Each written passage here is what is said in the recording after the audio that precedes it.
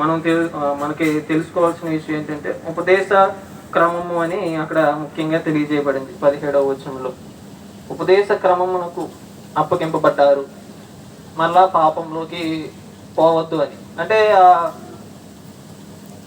Doctrine అనే దానికి మీరు అప్పగించబడ్డారు. అంటే అది ఏ డాక్ట్రిన్ అంటే యేసుక్రీస్తు వారు, అలాగే పరిశుద్ధాత్మ దేవుడు, ఈ అపోస్తుల ద్వారా పలికించిన దేవుని మాటలు. సో వాటి క్రమము మీకు అప్పగింపబడింది. ఆ క్రమంలో మీరు కొనసాగాలని అక్కడ తెలియజేస్తున్నారు. దీనికి ఈ గ్రీక్ పదం ఏంటంటే, మనం మాదిరి అని మాట్లాడుకున్నాం కాబట్టి ఆ మాదిరికి గ్రీక్ పదం ఏంటంటే అండి టూపోస్, TUPOS అని, టూపోస్ అని, అది గ్రీక్ పదం. దానికి అర్థాలు ఏంటంటే నమూనా అని లేదా మాదిరి అని కొన్ని అర్థాలు ఉన్నాయి టూపోస్ అనేదాన్ని. సో ఇది ఒక క్రమము, ఒక ఆర్డర్లో ఉందన్నమాట. దానికి అంటే ఈ టూపోస్ అనే దానికి మాదిరి అని మనకి కొన్ని ఉదాహరణలు కూడా చెప్పారు. ఈ మాదిరి ఎలా ఉంటుంది అంటే, ఇప్పుడు ప్రస్తుతం ఉన్న సంఘానికి మాదిరి ఏంటి? క్రీస్తు మాదిరి, ఆయన బోధలు మాదిరి, అపోస్తుల బోధలు మాదిరి. వాటి ద్వారానే ఇప్పుడు అసలు సరైన విధానము సంఘంలో దేవుణ్ణి మహింపరచడం అన్నది ఆ ఆర్డర్లో మనం తీసుకున్నాం. అంటే స్టార్టింగ్లో అపోస్తుల బోధ జరిగింది, తర్వాత కొన్ని శతాబ్దాలు గడిచిన తర్వాత అది తప్పుదారి పట్టింది అని ఎలా తెలుసుకున్నారు? దేవుడిచ్చిన మాదిరి సరిగా ఉందా లేదా అని తెలుసుకుని. ఇది నాకే మధ్య రీసెంట్గా తెలిసిందండి. ఈ విషయం ఏంటంటే, 2వ ప్రపంచ యుద్ధంలోనూ ఎప్పుడోనో మొత్తం మీద వేరే దేశాల నుంచి యుద్ధాలు జరుగుతాయి కదా. సో ఒక ప్రాంతంలో సంఘం నడుస్తుంది, ఒక క్రమం నడుస్తుంది. ఈ యుద్ధం అయిపోయిన తర్వాత కరపత్రాలు ఉంటాయి కదండి మనం ప్రింట్ అయ్యి, ఆ పత్రాలు పంచుకుంటూ వెళ్ళారంట వేరే దేశస్తులు ఎవరు. అది ఈ సంఘ పాస్టర్ గారికి వాళ్ళకి చిక్కింది. అవన్నీ చూస్తే ఇవన్నీ ఒకటే ప్యాటర్న్లో ఉందన్నమాట. వాళ్ళు వేరే దేశంలో ఉన్నారు, వీళ్ళు వేరే దేశంలో ఉన్నారు. వీళ్ళు పాటించేది అదే, వాళ్ళు పాటించేది అదే, ఒకరు ఎప్పుడు కలుసుకోలేదు. అయితే అదేంటి మనం ఇక్కడ పాటిస్తున్నది కూడా వాళ్ళు కూడా పాటిస్తున్నారు, ఇది ఎలాగని చెప్పి ఆ కింద ఉన్న ఈమెయిల్ అడ్రస్కి అతనికి లెటర్ రాశారంట. అప్పుడు ఇతను వీళ్ళకి అంటే యువతలు ఉన్న వాళ్ళకి ఇంకా తెలియపడలేని విషయాలన్నీ దేవుని మాటల ద్వారా ఆయన వివరించుకుంటారు వచ్చారు. దాన్ని క్రీస్తు సంఘం అని అన్నారు. ఇది నేను మొన్న రీసెంట్గా ఒక ఆర్టికల్ చదివితే నాకు ఈ విషయం తెలిసింది. మీలో చాలా మందికి ఈ విషయం తెలిసే ఉండొచ్చు. అంటే వాళ్ళకి సంబంధం లేదు కానీ బైబిల్ ఆధారం చేసుకుని ఈ నమూనా ప్రకారం వాళ్ళు ఒకటే ప్యాటర్న్ వేరే వేరే దిక్కుల ఫాలో అవుతున్నారు. అంటే ఉదాహరణకి చెప్తున్నాను. అలాగే కొన్ని నమూనాకి మనం బైబిల్ వాక్యంలో కొన్ని భావాలు తెలుసుకుందాం. మొదటిగా నైతిక భావం అన్న విషయాన్ని మనం చూద్దాం. నైతికమైన భావము ఏంటంటే, ఫిలిప్పీలకు రాసిన పత్రికలో 3వ అధ్యాయము 15వ వచనం నుంచి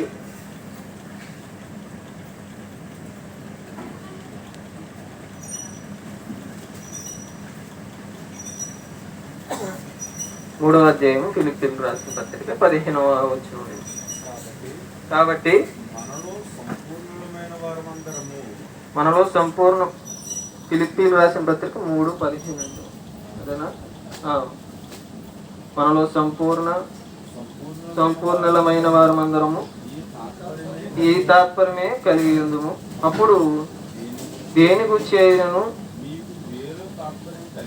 మీకు వేరే తాత్పర్యము కలిగి ఉన్న ఎడల అదియు దేవుడు మీకు బయలుపరచును. అయినను ఇప్పటి వరకు మనకు లభించిన దాన్ని బట్టి క్రమముగా నడుచుకుందాము. అంటే ఒక ఆర్డర్లో మనం నడుచుకుందాం. దేన్ని బట్టి? మనకి ఇవ్వబడిన దాన్ని బట్టి అని పౌలు గారు అక్కడ వాళ్ళందరికీ తెలియజేస్తున్నారు. అంటే వాళ్ళకి ఒక విధమైన ప్యాటర్న్ ఇవ్వబడింది. అంటే ఇప్పుడు మనం క్రమం అండి, అంటే నైతికమైన విధానం. అంటే ఇది ఎలా ఉంటుంది అంటే, ఇప్పుడు బండార్లంక అందరికీ తెలుసు ఈ సంఘం స్థలం అనేది. తెలియకముందు ఎలా వచ్చారు? మీరు అడుగుతూ వచ్చారు. ఎలా చెప్పారు? అప్పుడు మీరు ఎలా వెళ్ళండి, కుడివైపు తిరగండి, ఎడవైపు తిరగండి అని చెప్పారు. అంటే ఒక రూట్ మ్యాప్ ఇచ్చారు, మీరు దాన్ని అనుసరించి వచ్చారు. ఇలాగే అపోస్తులు అయిన వారు కూడా అక్కడ ఉన్న సంఘానికి ఏంటంటే ఒక రూట్ మ్యాప్ ఇచ్చారు అనమాట. అది మీరు దాన్ని అనుసరించి వెళ్ళండి అని చెప్పి ఇక్కడ పౌలు గారు అక్కడ తిమోతి గారికి, ఇతర సువార్థికులకి లేదా క్రైస్తవులకి ఆయన తెలియజేస్తున్నాడు. అపోస్తులను సువార్థికులను పోలి వారి మాదిరిని అనుసరించి యోగ్యమైన క్రైస్తవునిగా జీవించాలన్నమాట. అది ఇక్కడ పౌలు గారు తెలియజేస్తున్నారు. వాళ్ళని అనుసరించి మనం యోగ్యమైన వారిగా జీవించాలి. ఇప్పుడు ఎవరిని అనుసరిస్తున్నారు అంటే యూట్యూబ్లో స్టార్లని అనుసరిస్తున్నారు. మీరు రీసెంట్గా చూసుంటారు, మనకు ముందు వాక్యం చదివించారు. తిమోతి గారు రాసిన పత్రికలోనేనండి మనకు చదివించారు కదా, పేదరు రాసిన పత్రికలో చదివించారు. అది చదువుతున్నప్పుడు నాకు అదే గుర్తొచ్చింది. ఏంటంటే వాళ్ళు ఒక రకంగా అక్కడున్న సేవకుడిని అనుసరిస్తున్నారు. అంటే ఇద్దరి మధ్య 2 డిబేట్లు జరిగాయి కూడా మీరు చూసుంటారు. ఒకళ్ళేమో వీళ్ళకి సపోర్ట్ చేస్తారు, ఒకళ్ళేమో వీళ్ళకి సపోర్ట్ చేస్తారు. ఒకళ్ళేమో ఇది రైట్ అంటారు, ఇది రైట్ అంటారు. వీళ్ళ వాక్యాన్ని కాకుండా ఆ పర్సన్ని అనుసరిస్తున్నారు. అది ఇప్పుడు వచ్చిన ప్రాబ్లం, సమస్య అనేది.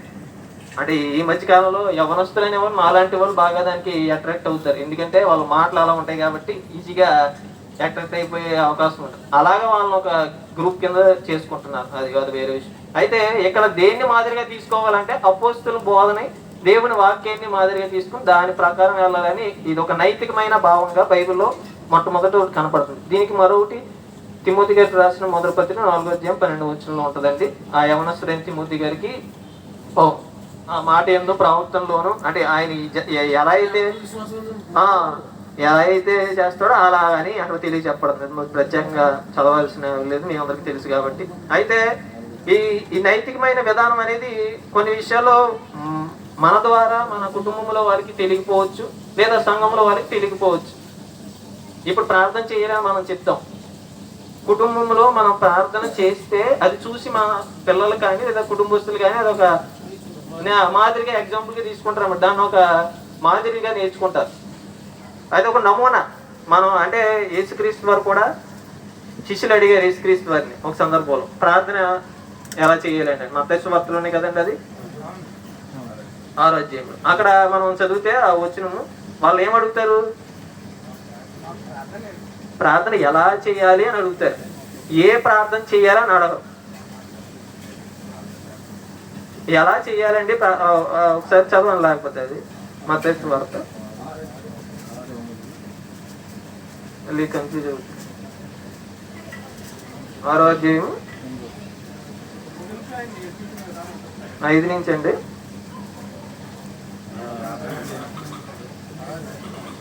అడుగుతారండి, అడిగేది 9వ వచనంలో 7 అండి. 9వ వచనం అండి. మీరు ఎలాగ చెయ్యండి, ఈ ప్రార్థన కాదండి, ఎలాగ చెయ్యండి. ఎలాగంటే ఒక మాదిరి చెప్పాడు ఆయన. మీరు ఈ భోజనం తినండి, మీరు చికెన్ వేసుకుని ఇదే తినండి అన్నదానికి, లేదా మీరు కూర వండుకొని అన్నం తినండి అన్నదానికి తేడా ఉంది కదా. అంటే 9 చదివారు కదా. మీరు ఎలాగ చెయ్యండి, మీరు ఎలాగ వంట వండండి అంటే ఇదే వండమని కాదు, ఆ ప్రాసెస్లో వండమని. సో ఎలాగ చేయమని అంటే అక్కడ ఆర్డర్ చెప్పుకొచ్చాడు ఆయన. ఏంటి, మొదటగా పరలోకమందున్న తండ్రిని. అందుకే మనం స్టార్టింగ్ అడ్రస్సింగ్ చేస్తాం. మనం ఉత్తరం రాసినప్పుడు కూడా ఏమని రాస్తామంటే ఎవరికైతే రాస్తామో వాళ్ళని మెన్షన్ చేస్తాం. మొన్న రీసెంట్గా నేను మా ఇంట్లో చూశాను, ఎన్ని సంవత్సరాల క్రితంతో తెలియదు కానీ మా నాన్నగారికి మా పెద్దమ్మ ఎవరో ఉత్తరం రాశారనమాట. ఆ రోజుల్లో మనకు ఫోన్లు లేవు కదండి, ఆ రోజుల్లో ఉత్తరం రాశారు. అది చూశాను. ఇలాగా మరిది గారు మీకు ఇలా మొదలుపెట్టి టీవీ ఏదో పోయింది, ఆ టీవీ బాగు చేయించాలా ఏదో రాసుకుంటూ వచ్చింది ఆవిడ. ఆ రోజుల్లో అలా రాసేవారు. ఇప్పుడంటే మెసేజ్ పెడుతున్నారు, లేదంటే ఇందాక అయ్యగారు చెప్పినట్టు గౌరవనీయులైనా ఏదో మొత్తం మీద రాశారండి. పూజనీయులు కాదు, పూజనీయులు అంటే దేవుడికి ఇచ్చింది. అప్పుడు అలా వాడేవారు. గౌరవనీయులైన అడ్రస్సింగ్ అనమాట. ఎవరికి అన్నది ఫస్ట్ అడ్రస్. అలాగే ఇక్కడ తండ్రికి, తర్వాత ఏంటి మనకి ఏవే కావాలో అయ్యి, తర్వాత మనం లెటర్, తర్వాత మనకి ఏం లీవ్ లెటర్ కావాలనుకోండి ముందు ఆయన చెప్తాం, తర్వాత నాకు ఇది సమస్య అంటాం. లేదా ఇంట్లో తల్లిదండ్రులు రాయాలంటే ఫీజు కట్టాలి, నాకు ఇంత ఇవ్వాలి అని చెప్పి మ్యాటర్ కింద రాస్తాం. అలా ఫస్ట్ ఆయన సంబోధించి తండ్రిని, తర్వాత మ్యాటర్ కిందకు వస్తున్నారు అనమాట. సబ్జెక్ట్ ఏం కావాలో అడుగుతున్నారు. అక్కడ మీ నామం కీర్తించబడును అని అక్కడ చెప్తూ, తర్వాత ఇంకా అన్ని విషయాలు మాట్లాడుతూ ఒక్కటే ఇందాక అయ్యగారు అన్నట్టు దేహం గురించి ఒక్క మాటే ఉంది అక్కడ. ఏంటి, ఆహారం, మానదిన ఆహారం మాకు ఇవ్వండి. అంటే శరీరానికి సంబంధించిన ఒక మెన్షన్ చేశారు. మాకు ఆహారం మీరే అనుగ్రహించాలన్నట్టుగా వాళ్ళు మాట్లాడారు. అంటే ఒక నమూనా ఇచ్చాడన్నమాట అక్కడ ప్రార్థనకి. దాన్ని అది అంటే ఎలా చేయాలో అని అన్నారు కానీ ఇదే చేయాలన్నారు. చాలా మంది దీన్ని యాజ్ ఇట్ ఈజ్ చేస్తారు అనమాట. దానికి మనం ఎలా వివరంగా చెప్పొచ్చు అంటే ఎలాగ చేయాలన్నది కానీ ఏం చేయాలి అన్నది కాదని మనం వాళ్ళకి అర్థమయ్యేలా వివరంగా చెప్పే అవకాశం అది. సో ఇది నమూనా ఇచ్చారు మనకి 2 పోస్ట్. ఈ నమూనాను మనకి ప్రార్థన విషయంలో ఆయన ఇచ్చారు. సో ఇదే నమూనా కుటుంబస్తులు కానీ పిల్లలు కానీ మ్యాక్సిమం కొంతమంది అనుకోకండి, ఏదైనా ఇబ్బంది అనుకోకండి, సేవకులలో ఉన్న కుటుంబంలో ఉన్న వారికి ప్రార్థన చేయడం రాదు, కొంతమంది సిగ్గుపడుతూ ఉంటారు. ఆ నమూనా అనేది అక్కడ మిస్ అవుతుంది అనమాట ప్రార్థన విషయంలో. ఇంకా చాలా విషయాలు ఉంటాయి మీకు తెలిసిన వారు కాబట్టి ఇది నైతిక పరమైన భావంలో ఒకటి కనబడుతుంది. అలాగే సాంకేతిక పరమైన భావము బైబిల్లో నుంచి ఏముంది అంటే ఈ చేయవలసిన వస్తువును లేదా ఒక క్రమమును అనుసరించి చేయటను 2 పోస్ట్ అని కూడా అంటారు అనమాట. ఇది బైబిల్లో ఎక్కడ ఉంది? ఉదాహరణకు మనం చూస్తే ఇటుకలు తయారు చేస్తారు కదండి. ఇటుకలు దానికి ఒకటి ఉంటుంది కదా, స్టార్టింగ్ నమూనా ఉంటుంది. ఆ నమూనా ఒకటే నమూనా ఉంటుంది, దాంట్లో ఎన్నైనా చేస్తారు. ఒకటే నమూనా ఇక్కడ ఇవ్వబడింది. ఇందాక చెప్పినట్టు వాళ్ళు ఏ దేశంలో ఉన్నా సరే ఆ నమూనా ప్రకారం సంఘాన్ని నడిపిస్తారు, లేదంటే క్రైస్తవులుగా దేవుని మహిమపరుస్తారు అన్నమాట. ఆ నమూనా ఇక్కడ పనిచేస్తారు.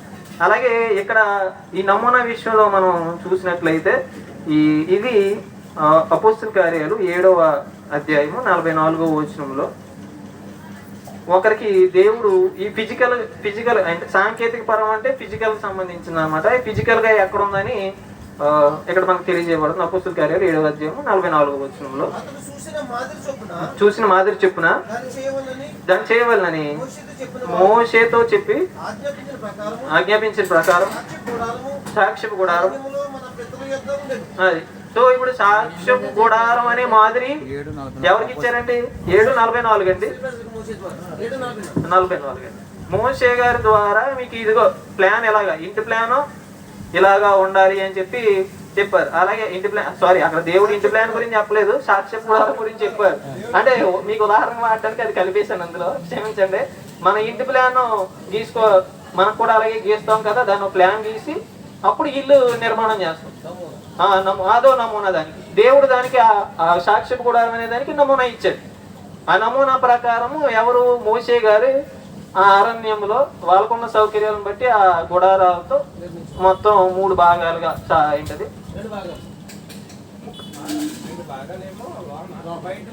అదే ఆవరణము, పరిశుద్ధ స్థలం, అతి పరిశుద్ధ స్థలం. ఈ నమూనా ఎక్కడ వాడారు? తీసుకెళ్ళి యెరూషలేము దేవాలయంలో సొలొమోను గారు కట్టడం ద్వారా సేమ్ ఇప్పుడు కూడా చాలా మీరు గుడులు చూస్తే గర్భగుడి కనబడుతుంది, సేమ్ నమూనా ప్యాటర్న్ కనబడుతుంది. మన ఇంట్లో కూడా అలాగ ఉంటాయి, అరుగు, హాలు, బెడ్, సేమ్ ప్యాటర్న్ అన్నమాట. ఆ నమూనా దేవుడు ఇంటికి సంబంధించింది కూడా పాత నిబంధనలో చెప్పర్లేండి, మనకు తెలిసిన విషయం.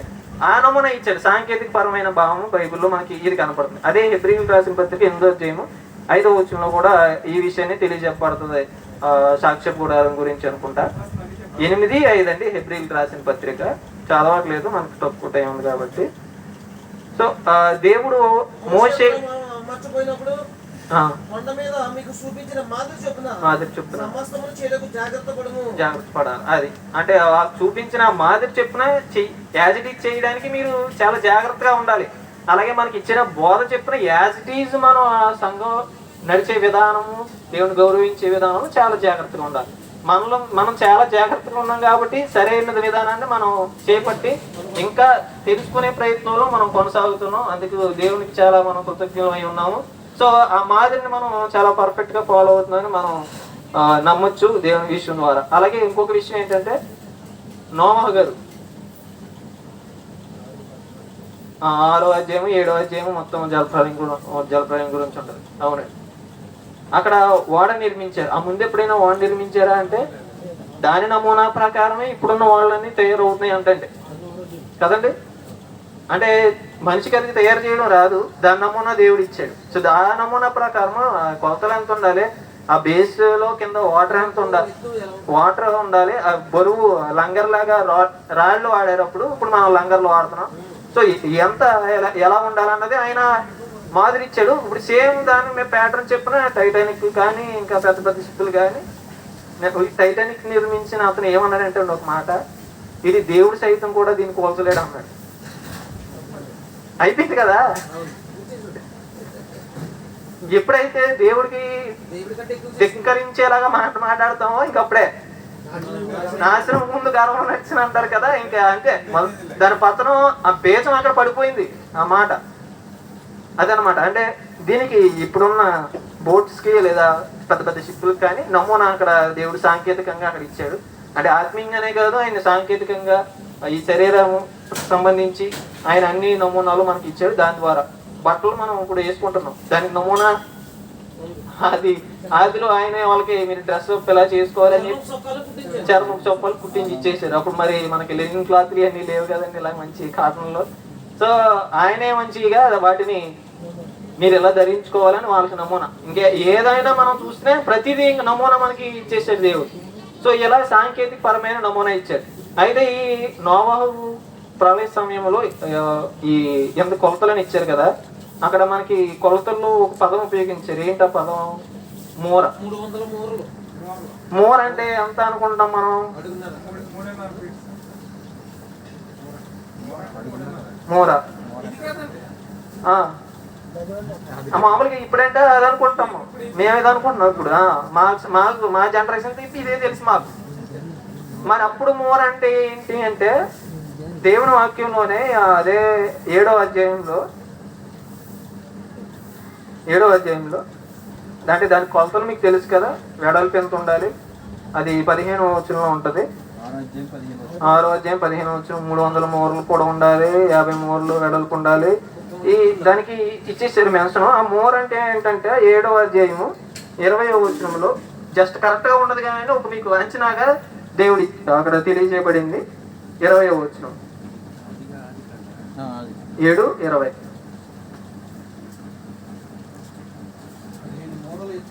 15 మూరలు ఎత్తున నీళ్లు ప్రచండముగా ప్రబలిన కనుక పర్వతములను 15 మూరలు వచ్చేసరికి ఏది మునిగిపోయినాయి? పర్వతాలు మునిగిపోయినాయి. 30 మూరలు అంటే ఒక పర్వతం డబలు. అంటే నాకు తెలిసిన అంచనా మూర కాదు ఇది, అంతకు మించిందంటే దానికి ఒక అంచనాగా దేవుడు 20వ వచనం కదా, 20వ వచనంలో ఇచ్చారు. 15 మూరలు ఉండేటప్పటికే ఒక పర్వతం మునిగిపోయిందంటే ఆయన 33 మూరలు వెడల్పు కదా, 30 మూరలు పొడుగు, 50 మూరలు వెడల్పును, 30 మూరలు ఎత్తును ఒక కొండకి డబల్ కట్టాడు ఆయన. అందుకే ఎన్ని సంవత్సరాలు పట్టింది? కనీసం 100 ఆ లోపల పట్టింది. 100 అనుకోండి, పర్టికులర్గా లేదు కానీ అరౌండ్ 100 అన్ని సంవత్సరాలు పట్టిందంటే ఆ కొండ ఆ డబల్ చేస్తే ఎంత ఉంటుందో తక్కువ కిలోమీటరో లేదంటే 1/2 కిలోమీటర్ అనుకున్నా చాలా పొడుగు. సో అన్నిటిలో ఈ 8 మంది కాకుండా మిగిలిన జాతి జంతువులన్నీ పట్టాయంటే సో అంత ఉందని అర్థం ఇప్పుడు అన్నమాట. సో ఈ నమూనా అంతా దేవుడు ఇచ్చింది. ప్రస్తుతం ఇప్పుడున్న కాలం కానీ ఆ తర్వాత రాబోయేవారు కానీ ఇటువంటి నమూనానే సాంకేతిక పరంగా కొన్ని వాడగలుగుతున్నారు అన్నమాట. ఇది సాంకేతిక పరమైన భావము. అలాగే సిద్ధాంత పరమైన భావము మనం అది రోమిలకు రాసిన పత్రికలో చదువుకున్నాం. అలాగే దాంతో పాటుగా రోమిలకు రాసిన పత్రిక 6వ అధ్యాయం 15 నుంచి 18 చదువుకున్నాం. ఇప్పుడు మనం 2 తిమోతి గారి పత్రికలో, తిమోతి గారికి రాసిన 2వ పత్రికలో 1వ అధ్యాయంలో ఈ సిద్ధాంత పరమైన భావము గురించి ఒక వచనం మనం చూద్దాం. తిమోతి గారికి రాసిన 2వ పత్రిక 1వ అధ్యాయము 13వ వచనం.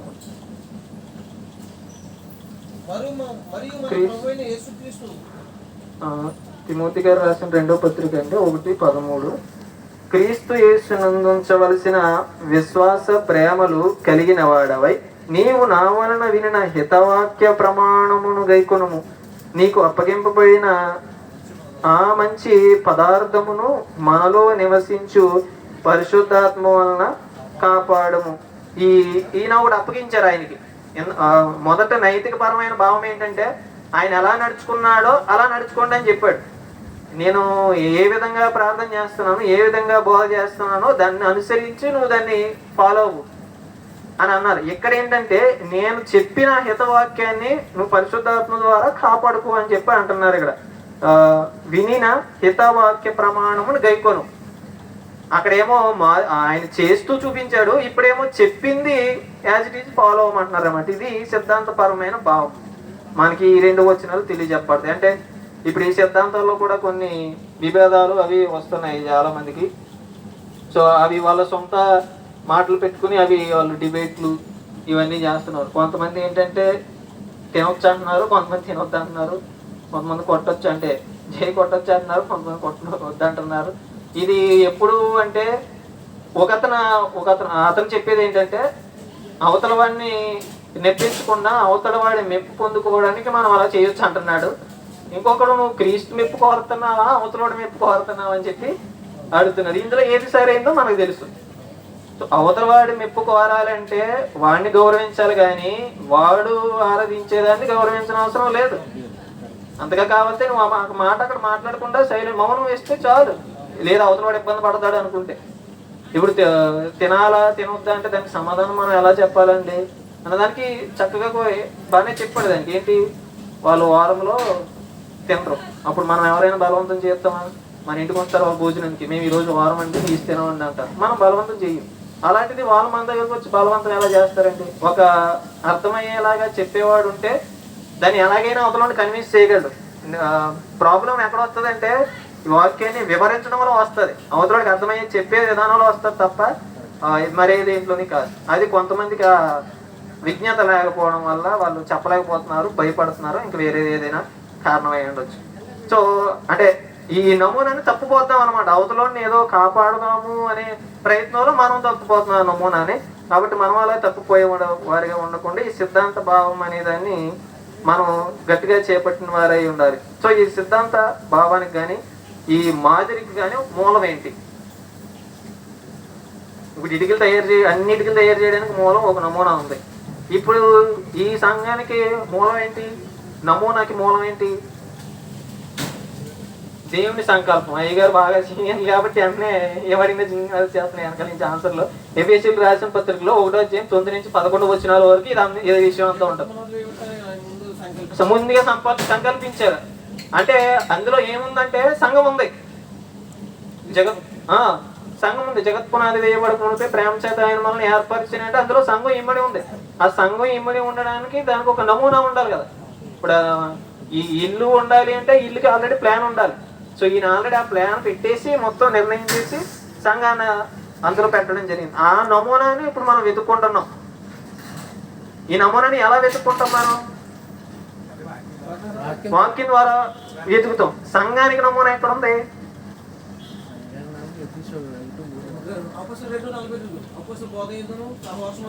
ఎగ్జాక్ట్లీ. ఆ అపోస్తుల బోధలోను అపోస్తుల కార్య పుస్తకం మొత్తంలోనే అదే ఉంది. సంఘం నమూనా మాదిరి అనేది. ఉదాహరణ చూస్తే నాన్నగారు కాకినాడ ఏంటదండి అవతల కందరాడ పిఠాపురంలో అక్కడ 10 మంది సేవకులు పెట్టారు. వాళ్ళకి జస్ట్ అనుకోకండి, మళ్ళీ తక్కువ అనుకుంటారు. అపోస్తుల కార్యాలు చెప్పిన తర్వాత సత్యంలో అంగీకరించేశారు వాళ్ళందరూ. వాళ్ళకి కాదు, నేను కూడా అంతే. నాకు ఫస్ట్ ఏం లేదు, మ్యాటర్ లేదు, సబ్జెక్ట్ లేదు, ఏం లేదు.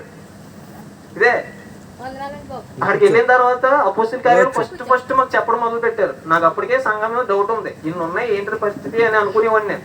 అక్కడికి వెళ్ళిన తర్వాత అపోస్తుల కార్యాలు పడిన తర్వాత నా బుర్రలో నా మనసులో మొత్తం మారిపోయింది. ఇంకా అపోస్తుల కార్యాలు అంటే సంఘం గురించిన పూర్తి నమూనా ఇచ్చేసారు అక్కడ సంఘం గురించిన విషయం. సో ఆ నమూనా వేరే వాళ్ళకి అపోస్తుల కార్యాలు ఒకటి చెప్తే చాలు, ఇంకా వాళ్ళకి ఏం లేదు. తర్వాత వాళ్ళు డౌట్లు ఏమైనా ఉంటే మొత్తం అన్ని అడిగారంట, అన్ని తెలుసుకున్నారంట. వేరే ఆ పేరు పెట్టుకున్న వాళ్ళు కూడా యేసుక్రీస్తు అనే సరైన విధానం తెలుసుకుని ఇప్పుడు సరైన ట్రాక్లో ఉన్నారని వాళ్ళు చెప్పారు. నాకు తర్వాత తెలిసింది ఆ విషయం, నాకు ముందు తెలియదు ఈ విషయం. సో అంటే ఇందులో మళ్ళీ 2 ఉన్నాయి. వాళ్ళకి జీతాలు ఇస్తారంట కదండి, కొన్ని సంస్థలు జీతాలు ఇస్తాయంట వాళ్ళకి. అంటే కొన్ని ఇల్లు ఇచ్చి కుటుంబానికి వాటి కోసం కొంతమంది మారలేని వాళ్ళు ఉన్నారు. కానీ వీళ్ళు ఒక అడుగు ముందుకేసి దేవుడి కోసం. ఇప్పుడు వాళ్ళు దేని కోసం చేయలేదు? దేహం కోసం చేయలేదు, ఈ భూమి మీద ఉన్న వారి కోసం చేయలేదు, దేవుడి కోసం వారు నిర్ణయం తీసుకుని అది పక్కన పెట్టి వీళ్ళు ఇంకా సరైన నమూనాను వాళ్ళు చేపట్టారు. చాలా ఇంకా అంతకుమించి దేవుడికి మనం చాలా కృతజ్ఞులము, చాలా గణపరిచే విషయం. ఇలాంటి విషయాలు మనం మన జీవితంలో కొన్నిసార్లు మనం ఉత్సాహపరిచేవిగా ఉంటాయి. సో ఆ నమూనాను వారు అందుకున్నారు. ఈ సంఘానికి నమూనా ఈ అపోస్తుల బోధ అనమాట. అది కొరింథీయులకు రాసిన మొదటి పత్రికలో 4వ అధ్యాయము 17వ వచనములో, ఇందు నిమిత్తం అనగా క్రీస్తునందు నేను నడుచుకొను విధము అనగా ప్రతి స్థలములోను ప్రతి సంఘములోను నేను బోధించు విధమును మీకు జ్ఞాపకము చేయుటకు తిమోతిని మీ మీదకు పంపుచున్నానని పౌలు గారు ఆ వచనాల్లో తెలియజేశారు. ఈ విషయం అంటే పౌలు గారిని పంపుతున్నారు, ఒక వ్యక్తిని పంపుతున్నారంటే ఆ వ్యక్తికి దేవుడున్న మాదిరిని అంతా వ్యక్తికి తెలియజేసి ఆ సంఘానికి పంపిస్తున్నారు. ఇప్పుడు నేను ముందు ఆ మాదిరిని మొత్తం తెలుసుకుని వచ్చి సంఘాన్ని నడిపించాలి. ఆ మాదిరి తెలియకుండా ఉంటే కనుక నేను దానికి సరైన వాడిని కాను. సో మనం ఇంకా మనం తెలియలేని విషయాలు ఉంటే మనం ఇంకా వాటిని తెలుసుకునే ప్రయత్నంలోనే మనం ఇంకా ముందుకు కొనసాగాలి. ఇది అపోస్తుల బోధ అనే నమూనా ప్రస్తుత సంఘానికి సేవకునికి ఉన్న విధానం అని మనం అర్థం చేసుకోవాలి. అలాగే చివరిగా మనం ముగించుకుందాం. ఇంకా చాలా విషయాలు ఉన్నాయి నమూనాకి. విశ్వాసం, సత్యం అని అవన్నీ లేదు, కానీ బోధకుడు ఉండవలసిన ఖండితమైన ఆజ్ఞ అని మనకి తిమోతి గారు రాసిన మొదటి పత్రికలో 3వ అధ్యాయంలో ఇక్కడ తెలియజెప్పబడింది. తిమోతి గారు రాసిన మొదటి పత్రిక 1వ అధ్యాయము 3వ వచనం, నేను మాసిదోనియాకు వెలుచుండగా సత్యమునకు భిన్నమైన బోధ చేయవద్దనియు కల్పనా కథలను మితములేని వంశావళులను విశ్వాస సంబంధమైన దేవుని ఏర్పాటుతో కాక వివాదములతోనే సంబంధము కలిగి ఉన్నవని గనుక వాటిని లక్ష్య పెట్టవద్దనియు కొందరికి ఆజ్ఞాపించుటకు నీవు ఎఫెసులో నిలిచి ఉండవలనని నిన్ను హెచ్చరించిన ప్రకారం ఇప్పుడును హెచ్చరించుచున్నాను. అంటే ఆ మాసిదోనియాలో ఉన్నవారు ఆ భిన్నమైన బోధ, సత్యమునకు వ్యతిరేకమైన బోధ, ఇప్పుడు మనం ఇందాక చెప్పుకున్న విషయాలు, అలాగే కల్పనా కథలు, మితములేని వంశావళులు అంటే వీళ్ళు అబ్రహాము ఇవన్నీ వంశావళులు తీసుకుని వచ్చి మళ్ళా గల్తీ రాసిన పత్రికలు కూడా మనం చూస్తాం. మీరు మళ్ళా సున్నతి పొందుకోవాలని చెప్పి ఈ కొత్త నిబంధన నమూనా తిప్పేసే ప్రయత్నంలో ఉన్నారు. కొత్త నిబంధన క్రైస్తవంలోకి వచ్చిన తర్వాత కూడా ఆ నమూనాను మార్చేసి మళ్ళీ పాత నిబంధన ఇందులో కలిపి చెప్పేసి దానిలో వాళ్ళు అలా తయారై ఎవరు వాళ్ళ సంఘంలో ఉన్న వాళ్ళే, సంఘంలో ఉండేవారు అటువంటి విధానంలోకి అటువంటి నమూనా మార్చే విధంగా వాళ్ళు తయారయ్యారు అన్నమాట. సో ఎంతమంది ప్రయత్నాలు చేసినా దేవుడి నమూనా ఆయన నిర్ణయం చేసింది కాబట్టి దాన్ని ఎవరు చెరపడానికి లేదు, ఏం చేయడానికి లేదు. కాబట్టి అది ఎప్పటికైనా నిలకడగా సత్యంగానే ఉంటుంది. సో ఇదే విషయాన్ని యవనస్తులైన తిమోతి గారికి కావచ్చు, ఇంకా చాలా మందికి పౌలు గారు ఈ విషయాన్ని తెలియజేశారు. సో నువ్వు పలానా చోటకి వెళ్తున్నావు అంటే నేను ఆత్మ ద్వారా నీకు చెప్పిన నమూనాని, ఆ బోధనని, ఆ మాటను జాగ్రత్తగా పట్టుకో. అడిగే వారికి ప్రతి ఒక్కరికి నువ్వు సమాధానం ఇచ్చేలాగా, దానికి ఒక వాక్యం ఉంటుంది కదండి, హేతువుడికి ప్రతి సాత్వికంతో సమాధానం చెప్పేలాగా మనం సిద్ధంగా ఉండాలి. సో ఎల్లప్పుడూ సిద్ధంగా ఉండడానికి నేను ప్రయత్నం చేస్తున్నాను. నాకు కొంచెం పాపదారి మనిషిని మా ఇంట్లో అడిగితే తెలిసి చెప్తారు. బయట చాలా మంది కదా కనిపించడం, బయట ఒకలాగా ఇంట్లో ఉండలేం కదా, బయట ఇంట్లో చూపించిన విధానం బయట చూపించలేం కాబట్టి సో ఆ కోపాన్ని నేను కంట్రోల్ చేసుకోవడానికి నేను ఎప్పటికప్పుడు ప్రయత్నం చేస్తాను. సో అలా అటువంటి అంటే జనరల్గా కోపం అది మనం ఈ దేవుని విషయంలో కోపాన్ని కొంచెం కంట్రోల్ చేసుకుంటూ అందరూ కొంతమంది చెప్తున్నట్టుగా వాటికి చేకొట్టి తినకూడదు అనుకుంటూ కాకుండా సరైన సమాధానం వాళ్ళకి చెప్పి మనం సరైన విధంగా దేవుని నమూనాన్ని చెప్పేవారిగా ఉండకుండా ముందుకు కొనసాగాలని కోరుకుందాం. అలాగే అందరిలో రక్షణలో ఆ నమూనా ప్రకారమే అందరిలో రక్షణలోకి నడిపిద్దాం. పెద్దగా ప్రభు